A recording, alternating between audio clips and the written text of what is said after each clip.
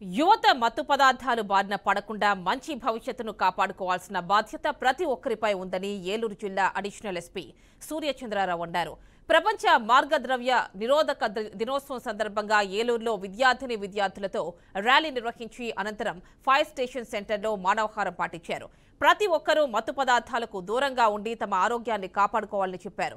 ఎవరైనా మత్తు పదార్థాలు రవాణా చేసినా లేదంటే సేవిస్తున్నా కఠిన శిక్షలు తప్పవంటోన్న అడిషనల్ ఎస్పీ సూర్యచంద్రరావుతో మా correspondent Brahmam face to face.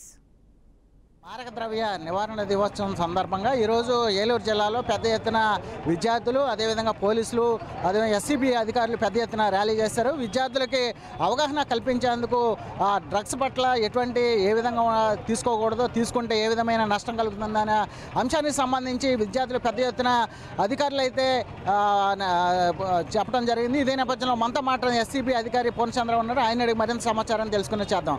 Sir చెప్పండి, అంటే ఈరోజు డ్రగ్స్ నిరోధక దినోత్సవంగా ఉంది. అయితే విద్యార్థులకు మీరు ఎటువంటి సందేశం ఇస్తున్నారు? ఈరోజు జూన్ 26వ తారీఖు మాదక ద్రవ్యాల వినియోగ వ్యతిరేక దినోత్సవంగా మనం జరుపుకుంటున్నాం.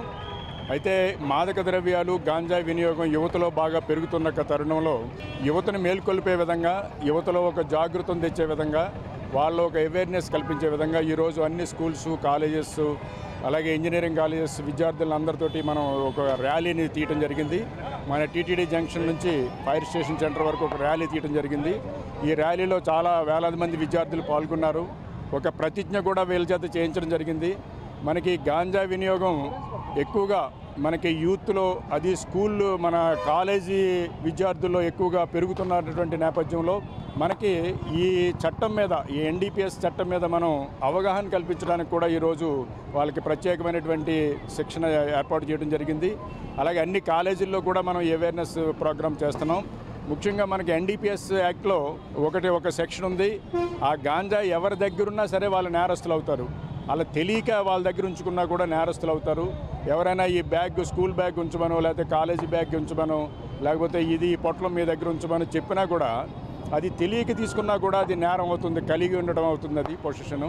అలాగే మన గాంజాయి వినియోగించడం, ఎవరు చూడలేదులే మనల్ని, ఎవరు మనల్ని కనుక్కోలేరు అని గాంజా వినియోగించిన 3 నెలల వరకు కూడా మనకి ఆ బ్లడ్ టెస్ట్ చేస్తే ఆ సిమ్టమ్స్ వినియోగించాడా లేదా అనేది మనకు తెలుస్తుంది. అలా గనక టెస్ట్లో దొరికితే మనకి సెక్షన్ 27 ఎన్డీపీఎస్ యాక్ట్ ప్రకారంగా 1 year వాళ్ళకి జైలు శిక్ష ఉంటుంది. వాళ్ళకి ఆ విద్యార్థులకి ఇది గనక ఈ సెక్షన్ కింద గనక కేసు పెడితే వాళ్ళ జీవితం పూర్తిగా అస్తవ్యస్తం అయిపోతుంది. వాళ్ళకి పాస్పోర్ట్ రావడంలో కానీ, ఏదైనా ఉద్యోగంలో రావడంలో కానీ, ఈ వెరిఫికేషన్లో వాళ్ళు ఈ కేసు ఉంటుంది కాబట్టి వాళ్ళు ఎటువంటి ఉద్యోగ అవకాశాలు కోల్పోతారు. కాబట్టి ఆ విధంగా కూడా వీళ్ళని మనం చైతన్యపరుస్తాం.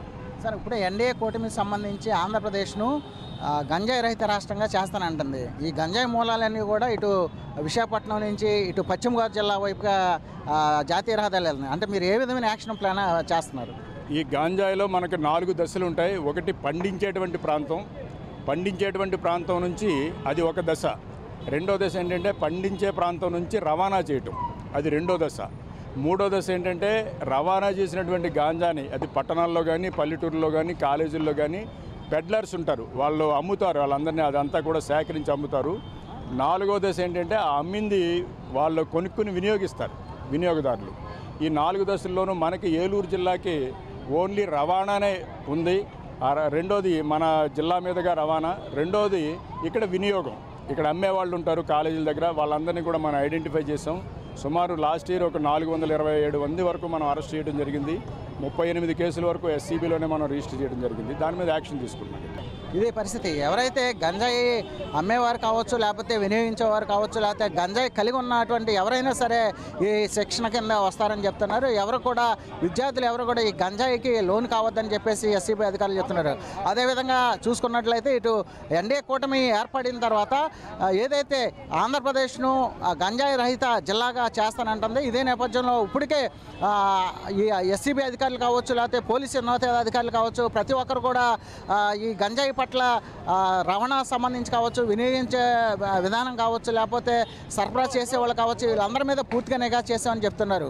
అదేవిధంగా ఏలూరు సంబంధించి చూసుకున్నట్లయితే ఇప్పటికే సుమారుగా 400 పై మంది అరెస్ట్ చేసాము. అలాగే 38 కేసులు కూడా పెట్టామని చెప్తున్నారు. ఇక ముందు ఈ గంజాయికి సంబంధించి పూర్తిగా నివారించేందుకు అధికారులు ప్రయత్నం చేస్తామని ఇక్కడ ఏలూరు జిల్లాలో ఉన్నటువంటి ఎస్సీబీ అధికారులు చెప్తున్నారు. ఇది పరిస్థితి. కెమెరామెన్ శ్రీనివాస్తో బ్రహ్మం, బీఆర్కే న్యూస్, ఏలూరు నుంచి.